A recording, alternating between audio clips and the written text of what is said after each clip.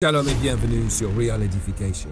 Ici, chaque message est une semence pour élever ton esprit et fortifier ta foi. Abonne-toi et active les notifications afin de ne rater aucun nouveau contenu. Our session today is dealing with the heart Le leadership. of leadership. Ceci fait partie de la série sur l'esprit du leadership, le cœur du leadership. Dis avec moi, le cœur du leadership. Aujourd'hui, nous allons aller au cœur du sujet. Je veux te rappeler que nous utilisons la Bible comme manuel principal. Même s'il existe des centaines de livres sur le leadership, et moi-même j'ai un master en leadership et en administration, j'ai étudié les règles, lu des auteurs célèbres qui ont contribué au développement des théories du leadership et du management. Je continue encore à lire ces livres. Le mois dernier, en juillet, j'ai lu 3 livres, presque 4. J'essaie d'en lire 4 par mois. Tous ceux que j'ai lus étaient sur le leadership, afin de rester aligné avec mon appel et ma passion. Tu dois te perfectionner dans le domaine de ton don. C'est pourquoi tu dois étudier ce domaine. Et plus je lis ces livres écrits par d'autres auteurs, plus j'en viens à cette conclusion. Ils ont tous tiré leurs idées de la Bible, mais ce sont eux qui en reçoivent le mérite. La Bible est le livre le plus important au monde. Cependant, elle n'a pas été donnée pour l'information. Voilà la différence. Les autres livres sont écrits pour t'informer.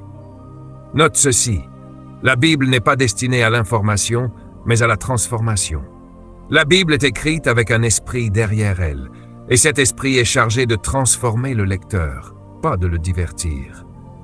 Tu peux acheter des romans de science-fiction, des livres dramatiques, des histoires d'amour. Tu peux être diverti par des auteurs comme Stephen King et d'autres qui écrivent des récits captivants, parfois effrayants ou dramatiques. Ces livres peuvent t'amuser, mais ils ne transforment pas nécessairement ta vie. La Bible, elle, n'est pas faite pour divertir. Elle est faite pour transformer. Aujourd'hui, nous avons beaucoup de croyants informés, mais très peu de croyants transformés. Mon objectif dans cette série est de te faire passer de l'information à la transformation. Beaucoup d'entre nous sont remplis de la parole de Dieu, mais la parole de Dieu ne nous a pas encore remplis. Nous n'avons pas encore commencé à penser comme la parole de Dieu. Dans Romains 8, il est dit que l'intention de Dieu est de nous transformer à l'image de Jésus-Christ. Il nous a donné tout ce dont nous avons besoin pour revenir à cette image. Au verset 26, il est écrit « De même, l'Esprit nous aide dans notre faiblesse, car nous ne savons pas ce que nous devons demander dans nos prières. Mais l'Esprit lui-même intercède pour nous par des soupirs inexprimables. Et celui qui sonde les cœurs, le cœur du leadership. Le plan de Dieu commence par le cœur. Au verset 29, « Car ceux qu'il a connus d'avance, il les a aussi prédestinés à être conformes à l'image de son Fils, afin qu'il soit le premier-né parmi plusieurs frères. » Le désir de Dieu, depuis le commencement, est que chaque être humain soit à l'image de Jésus-Christ. Quand Dieu a créé l'espèce humaine, il avait une seule chose en tête, la domination, le leadership. Dans Genèse 1, 26, Dieu dit « Faisons l'homme ». Et la phrase suivante est « Et qu'il domine ». Dominer signifie gouverner, exercer l'autorité, diriger, administrer, gérer, avoir le contrôle. La pensée de Dieu pour l'homme était le leadership. Cela signifie que le leadership est enfermé en chaque être humain. L'esprit de leadership et de domination est en toi. Le leadership n'est pas réservé à une élite née avec ce don. Chaque être humain possède un instinct de leadership. Tu l'as, je l'ai. Mais la plupart d'entre nous n'ont pas le courage de développer cet instinct. Pourquoi? Parce que notre environnement nous a tellement écrasés que nous avons fini par croire que seuls quelques individus spéciaux peuvent diriger, et que nous sommes condamnés à suivre toute notre vie. Cette pensée est satanique. L'homme a été créé pour diriger, mais il a perdu l'esprit du leadership. Tous les humains ont le potentiel de diriger, mais ont perdu la passion de diriger. Nous voulons faire mieux, mais nous n'avons pas le courage d'essayer. Nous rêvons, mais nous n'avons pas l'audace de passer à l'action. Nous avons l'instinct du leadership, mais nous avons perdu la passion du leadership. Le but de Dieu est de restaurer l'esprit de leadership en l'homme. La chute de l'homme a entraîné l'oppression de son esprit par l'esprit de Satan. Cette oppression a déformé l'image que l'homme a de lui-même et aussi de Dieu, à l'image duquel il a été créé. La Bible dit que l'homme a adopté un esprit d'esclavage. Et crois-moi, l'esprit d'esclavage est plus dangereux que les chaînes physiques. Car si tu es physiquement enchaîné, mais que tu n'acceptes pas l'esprit d'esclavage, ces chaînes ne peuvent pas te retenir. Mais si tu acceptes l'esprit d'esclavage, même après que les chaînes soient brisées, tu restes esclave. La perte de l'esprit de l'homme a conduit à une oppression spirituelle, mentale, émotionnelle et finalement physique. Dans Galates 4, il est question d'un fils qui pense comme un esclave. Paul explique que tant que l'héritier est enfant, il ne diffère en rien d'un esclave, même s'il est propriétaire de tout. Cela signifie que nous pouvons posséder tout, mais penser comme des esclaves. Paul explique que cette condition vient des principes. Souligne ce mot « principe ». L'esclavage commence par des principes. Ce n'est pas d'abord une question de chaîne, de colonisation ou d'oppression extérieure. C'est une question de pensée. Quand ces idées s'installent dans ton esprit, quand tu commences à croire que tu dois rester en bas, que tu n'avanceras jamais, que c'est comme ça pour nous, alors tu es devenu esclave intérieurement. Le véritable esclavage est mental. Un esclavage réussi, c'est lorsque l'esclave accepte l'oppression comme normale. Certains d'entre vous ne croient même pas qu'ils peuvent prendre la place de leur patron. Vous ne pensez même pas que cette position vous est destinée. Mais je suis venu te dire que tu peux même posséder l'entreprise. Mais pour cela, ton esprit doit être renouvelé. Paul dit que l'esclavage est une captivité mentale. La Bible déclare que nous ne combattons pas contre la chair et le sang, mais contre les principautés. Une principauté est un pouvoir qui gouverne par des principes. Cela signifie que la cible principale de Satan n'est pas ton corps, mais ton esprit, et même plus précisément, ta pensée. S'il peut te faire croire des choses fausses, alors il te tient, car tel un homme pense en lui-même, tel il est.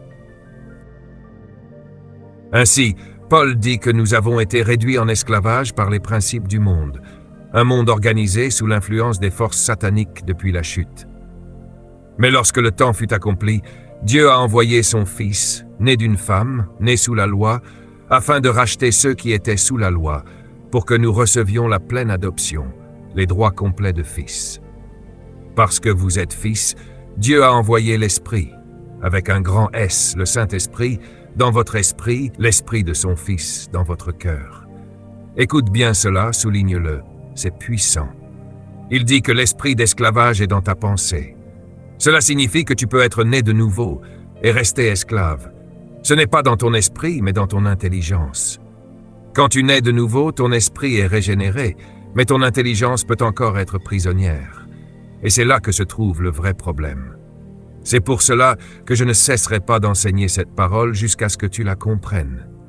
Tu peux avoir le leadership dans ton esprit sans avoir l'esprit de leadership. Il y a une grande différence entre les deux. Regarde bien ceci. Parce que vous êtes fils, Dieu ne s'est pas arrêté là. Il a envoyé l'esprit de son Fils en vous pour agir dans votre cœur. Qu'est-ce que le cœur? Le subconscient. Qu'est-ce que le cœur? Le subconscient. Où Dieu envoie-t-il l'Esprit de Jésus? Dans ton cœur. Où le Saint-Esprit veut-il réellement habiter? Dans ton subconscient. C'est difficile à accepter parce qu'on nous a enseigné que le cœur se trouve dans la poitrine. Pas étonnant que beaucoup n'aient pas changé pendant des années. Ils attendaient que Dieu transforme leur poitrine. Mais le problème est dans la pensée.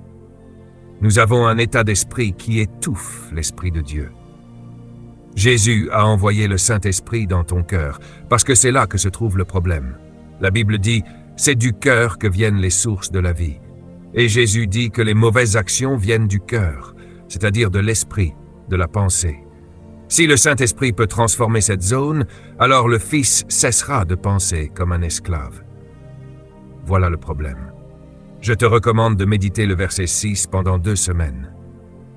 Parce que tu es fils. Dis-le, je suis un fils de Dieu.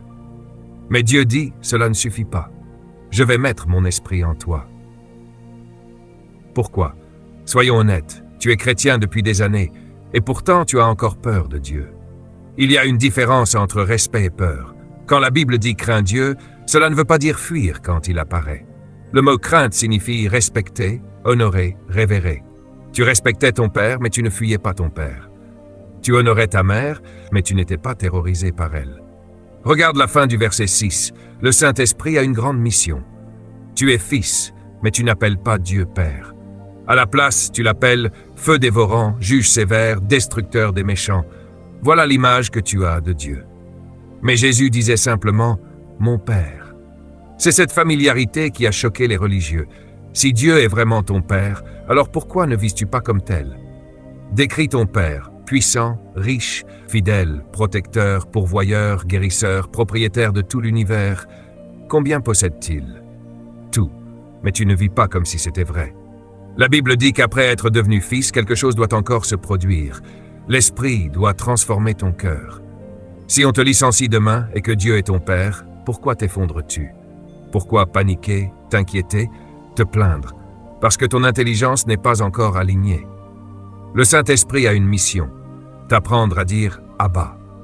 Abba est un terme intime, comme papa. Si Dieu est ton Père, alors personne ne peut te détruire. On ne peut pas te renvoyer, on peut seulement te repositionner. Dieu contrôle tout. Parfois, ce que tu appelles un échec est simplement une transition vers quelque chose de plus grand. Tu ne peux pas être renvoyé si Dieu est ton Père. Tu peux seulement être redirigé. Mais il est difficile de changer la mentalité. La Bible dit que l'héritier pense comme un esclave tant que son cœur n'est pas transformé. Mais le jour où cela change. Imagine-toi un lundi matin, montant dans une vieille voiture, mais avec la conscience que ton Père possède tout. Tu dis « Je suis fidèle avec cela, et mon Père me confiera davantage ». Ce n'est pas une question de voiture, c'est une question d'identité. Je me souviens d'un homme extrêmement riche que j'ai rencontré. Il était habillé simplement, presque négligemment. Moi, j'étais bien habillé, mais je n'avais rien. Lui, il avait tout, sans chercher à impressionner. Et Dieu m'a dit, il sait qui il est, il n'a rien à prouver. Quand tu connais ton Père, tu n'as plus besoin de paraître. Certains s'habillent pour impressionner le dimanche, parce qu'ils n'ont rien le lundi. Mais quand tu sais qui est ton Père, tu n'as rien à simuler. Dieu doit changer notre mentalité. La chute a tellement endommagé l'homme que tout le programme de rédemption de Dieu avait un seul objectif, restaurer l'Esprit de Dieu en l'homme. C'est tout ce que Jésus est venu accomplir. Car sans l'Esprit de Dieu, l'homme ne pouvait pas penser comme son Père. Et quel est l'Esprit de Dieu? C'est l'esprit de leadership. Dieu n'est jamais opprimé, il n'est jamais déprimé. Dieu n'a jamais été dominé par qui que ce soit. Et c'est cet esprit qu'il a mis en toi. C'est de là que tu viens. Maintenant, Dieu a un défi, cultiver l'esprit de leadership dans l'esprit humain. Comment? Par le Saint-Esprit.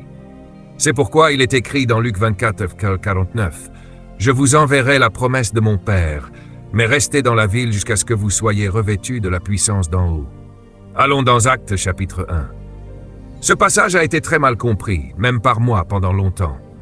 J'ai prêché certaines choses avec une connaissance partielle, mais Dieu merci pour la révélation progressive. Quand on parle de puissance du Saint-Esprit, on pense aux miracles, aux guérisons, aux délivrances. Mais j'ai compris que ce n'est pas le cœur du sujet. Dans Acte 1, Jésus dit « Ne quittez pas Jérusalem, mais attendez la promesse du Père dont vous m'avez entendu parler. » Souligne ceci, « dont vous m'avez entendu parler. » Cela signifie que Jésus parlait constamment du Saint-Esprit. C'était le centre de son message. Tout ce qu'il voulait accomplir tournait autour de ceci, remettre l'Esprit en l'homme. Parce que si cet Esprit revient en toi, alors sa mission est accomplie. Et une fois que cet Esprit est en toi, il a maintenant une mission en toi. Dans Jean 3, Jésus dit « Si un homme ne naît de nouveau, il ne peut voir le royaume de Dieu. » Ce qui est né de l'Esprit est Esprit. Il parlait à Nicodème, un homme religieux, expert de la loi, connaissant parfaitement les Écritures. Il connaissait la parole, mais n'était pas transformé. Il avait l'information, mais pas la transformation. Et beaucoup d'entre vous êtes dans cette situation. Vous êtes nés de nouveau, mais encore liés dans votre pensée. Nicodème connaissait la lettre de la loi, mais pas l'esprit de la loi. Il y a une grande différence entre la loi et l'esprit de la loi. La loi, c'est le texte écrit. Mais l'esprit de la loi, c'est l'intention du législateur. Et cet esprit ne peut être compris que par celui qui l'a écrit. Dieu dit, « Tu es mon fils ». Mais pour que tu y crois réellement, il doit mettre son esprit en toi. Et cela prend du temps, surtout après des milliers d'années de conditionnement. Jésus dit, « Ce qui est né de l'esprit est esprit. » Tu es un esprit. Ce que Dieu dit de toi est spirituel. Et seul l'esprit peut révéler cela à ton esprit. Et quand ton esprit le saisit, alors ton corps et toute ta vie suivent. Il ne suffit pas d'accepter mentalement la parole de Dieu. Tu dois recevoir l'esprit de cette parole. Dans Jean 20, 21, 22, il est écrit que Jésus, après sa résurrection, souffla sur eux et dit « Recevez le Saint-Esprit ». Jésus est venu sur terre, il a guéri les malades, ressuscité les morts, purifié les lépreux. Puis il a donné sa vie pour nous. Pourquoi? Parce que nous avions besoin d'être pardonnés, purifiés, rachetés, sanctifiés. Mais tout cela avait un seul objectif: restaurer ce qu'Adam avait perdu, l'Esprit de Dieu. Car quand Adam est tombé, il a perdu l'Esprit de Dieu, l'Esprit de domination, l'Esprit de leadership. Jésus est venu restaurer cela. Toute l'œuvre de la rédemption n'était pas pour créer des réunions d'église, mais pour remettre l'Esprit en toi. C'est cela, le vrai objectif. Ton corps avait été contaminé par le péché. Le péché est entré par la rébellion d'Adam. Le sang de Jésus a été versé pour le pardon des péchés. Sans effusion de sang, il n'y a pas de pardon. Mais il y avait aussi le problème de la mort. Alors Jésus est mort et il est ressuscité.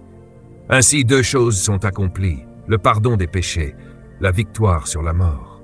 Mais il y a une troisième chose. Jésus est allé reprendre les clés de la mort, du séjour des morts et du tombeau. Ces clés représentent l'autorité.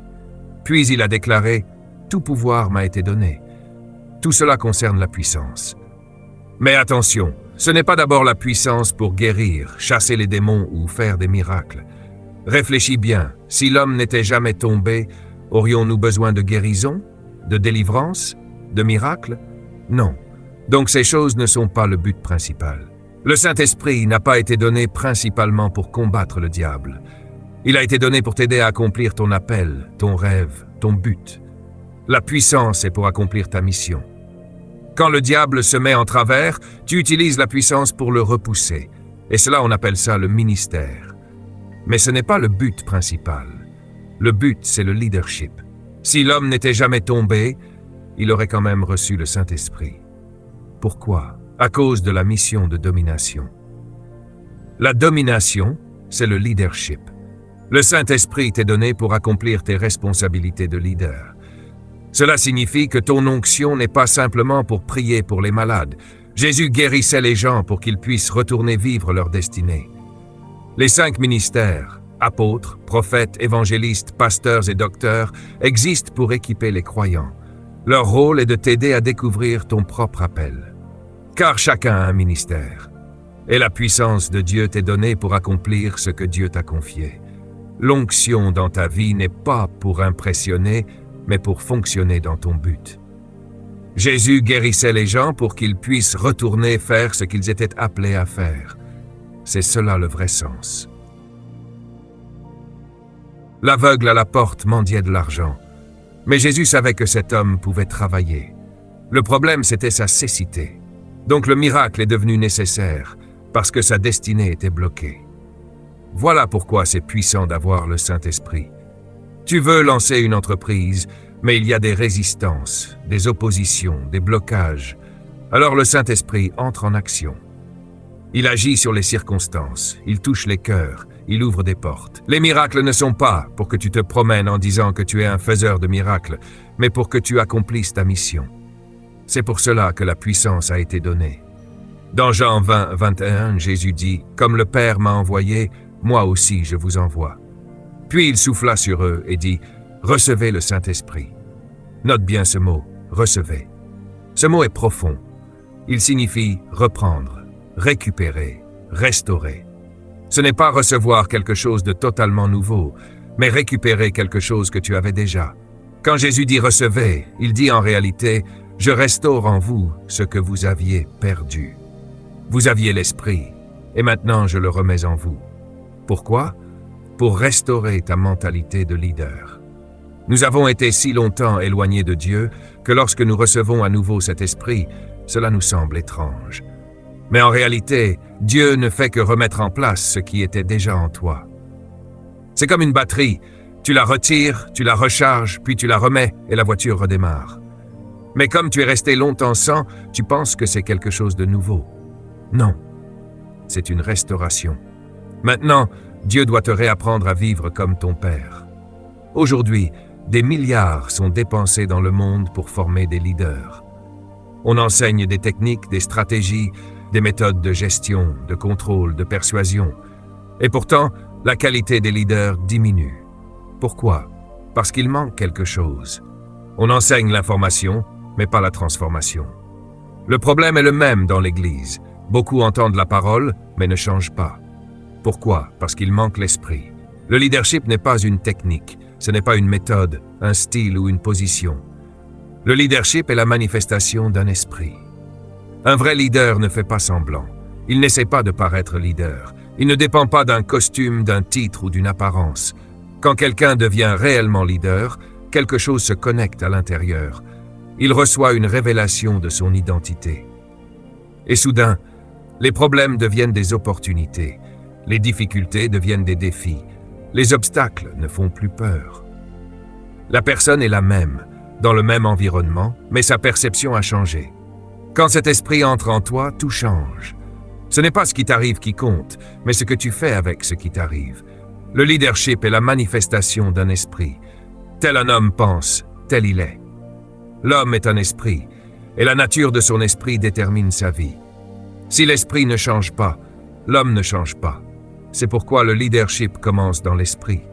Si ton esprit ne comprend pas, ta vie ne changera pas.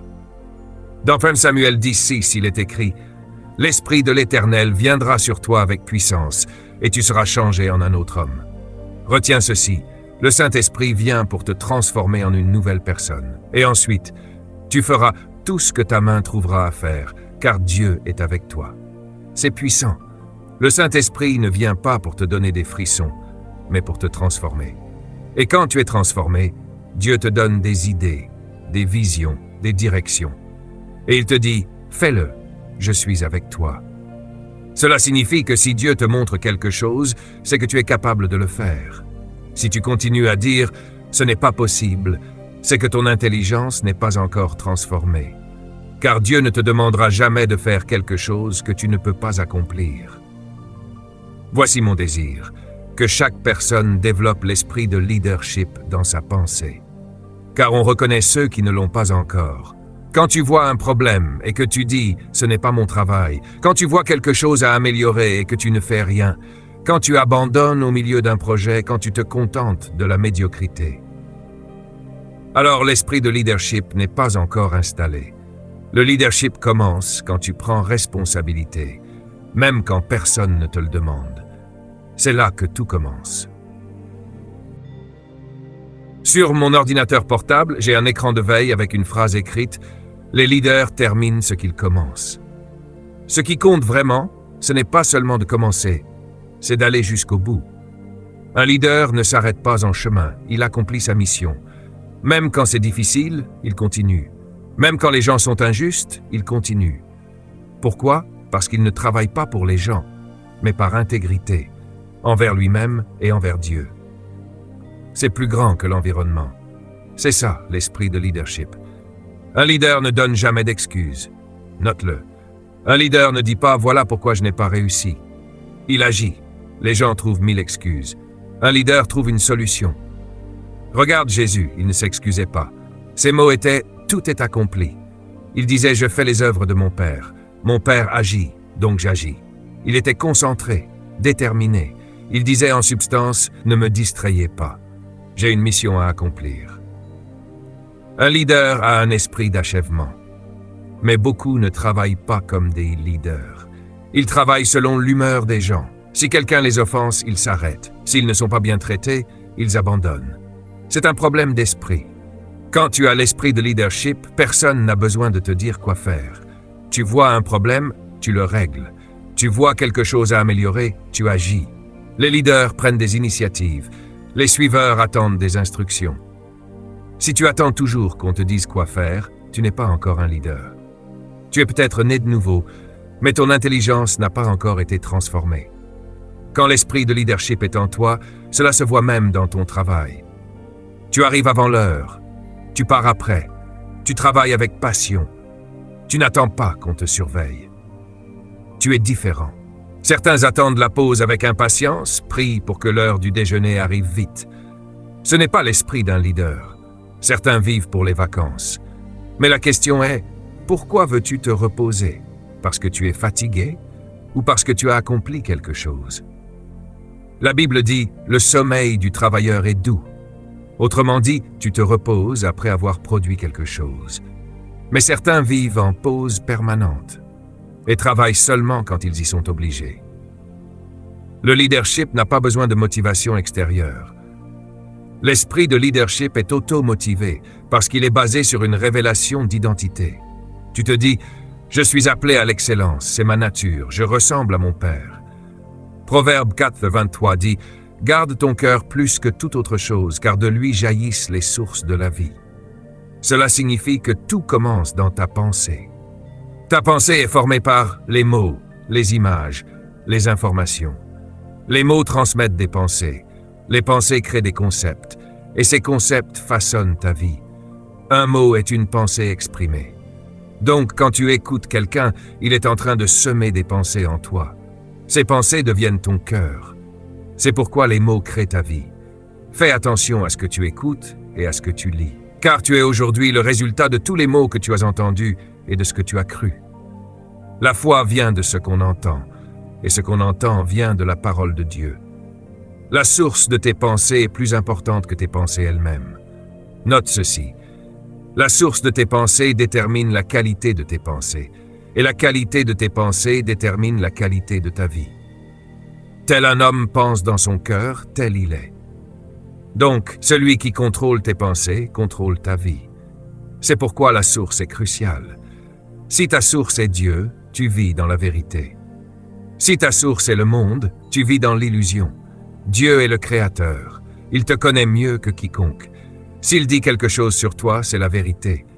La Bible dit que Dieu soit reconnu pour vrai et tout homme pour menteur. Si tu te nourris uniquement de l'opinion des hommes, tu vivras dans le mensonge. Mais si tu te nourris de la vérité de Dieu, tu deviendras ce que tu es réellement. Pour changer un homme, il faut changer ses pensées. Dis ceci, si je veux changer, mes pensées doivent changer. Et si mes pensées doivent changer, alors la source de mes pensées doit changer.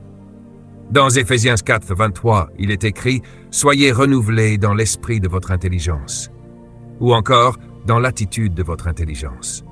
C'est là tout le message. Tu peux être né de nouveau, avoir le Saint-Esprit, parler en langue. Mais si ton attitude n'a pas changé, alors tu n'as pas encore compris. Changer d'attitude, c'est voir un papier par terre et le ramasser, agir sans attendre qu'on te le demande, prendre responsabilité. Si tu attends toujours qu'un autre le fasse, l'esprit de leadership n'est pas encore en toi. Dieu veut transformer ton intelligence pour faire de toi une nouvelle personne. Sinon, tu resteras né de nouveau, mais avec une mentalité d'esclave. Je rêve d'une église de 3000 personnes qui impressionne tout le monde. Pourquoi? Parce qu'elles n'ont peur de rien. Elles n'ont peur d'aucune situation, d'aucun défi. Rien n'est impossible pour elles. Elles savent qu'elles peuvent surmonter toutes les circonstances. Et même si tout s'effondre autour d'elles, les autres regardent et disent « Regarde comment elle s'en sort. Elle fait partie des nôtres. » Voilà le rêve de Dieu. Mais tant que cela ne devient pas une attitude, on doit encore motiver les gens, les payer davantage, les encourager, faire attention à chaque mot, parce qu'ils ne sont pas encore des leaders. Un leader est difficile à blesser. Je te le dis, un vrai leader ne se brise pas facilement. Tu peux parler contre lui, l'insulter, le critiquer, ça ne l'arrête pas. Pourquoi? Parce qu'il sait qui il est. On a traité Jésus de bâtard. Et pourtant, cela ne l'a pas arrêté. Un leader connaît son identité. C'est pourquoi ton opinion ne change rien pour lui. Une opinion ne touche que quelqu'un qui cherche l'approbation. Mais un leader est établi intérieurement. C'est pour cela qu'il est difficile de l'arrêter. Il revient toujours. J'ai lu cette semaine l'histoire de la veuve et du juge. Ce n'est pas seulement une histoire, c'est une leçon sur l'esprit de leadership. Cette femme n'avait aucun pouvoir, mais elle avait une détermination inébranlable. Pourquoi? Parce qu'elle connaissait ses droits. Dans Galates 4, Il est dit que le Saint-Esprit vient dans ton cœur pour que tu cries « Abba Père », mais aussi pour que tu connaisses tes droits en tant que fils. Les droits. Quand tu sais qui tu es, que tu es né pour dominer, pour diriger, que la terre t'appartient sous Dieu, alors tu deviens audacieux.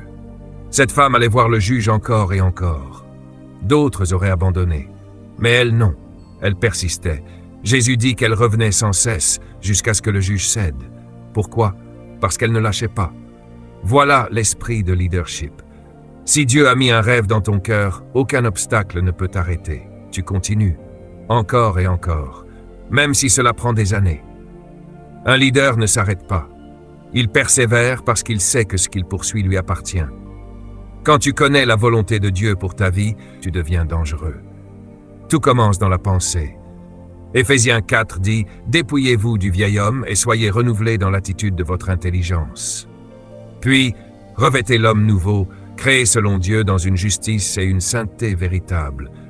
Dieu veut, par le Saint-Esprit, te ramener à ton identité réelle. Tu es l'image de Christ. Et quand cela devient une révélation, ton attitude change complètement. Beaucoup vivent dans la pensée positive, mais pas dans la pensée transformée. La pensée positive peut te faire te mentir à toi-même, mais la transformation change ta nature. Un chien ne fait pas semblant d'être un chien. Un oiseau ne fait pas semblant d'être un oiseau. Mais l'homme, lui, essaye d'être quelqu'un d'autre. Pourquoi? Parce qu'il ne sait pas qui il est. David a été décrit comme un jeune garçon insignifiant, rejeté, mais lui-même a déclaré « Je suis une créature merveilleuse ». Il avait reçu une révélation. Les gens voyaient ses défauts, mais lui voyait l'œuvre de Dieu. C'est cela, la transformation. Tu peux avoir les mêmes limites, mais une perception totalement différente. Et quand tu sais qui tu es, les critiques ne t'arrêtent plus, les insultes ne te définissent plus, les circonstances ne te contrôlent plus. Tu deviens stable, fort, déterminé. Tu sais que tu es merveilleusement créé. Et cela change tout. Cela coûte cher. Mais cela en vaut la peine. Quand je marche à travers la vallée de l'ombre de la mort, je ne crains aucune preuve de la présence du Saint-Esprit dans une vie est la puissance. Votre vie doit être contrôlée par ce qui est bénéfique. Ne pleurons jamais lorsque nous sommes confrontés à des défis. Nous nous tenons debout et regardons le diable droit dans les yeux et disons, quoi que tu fasses, je suis plus que vainqueur.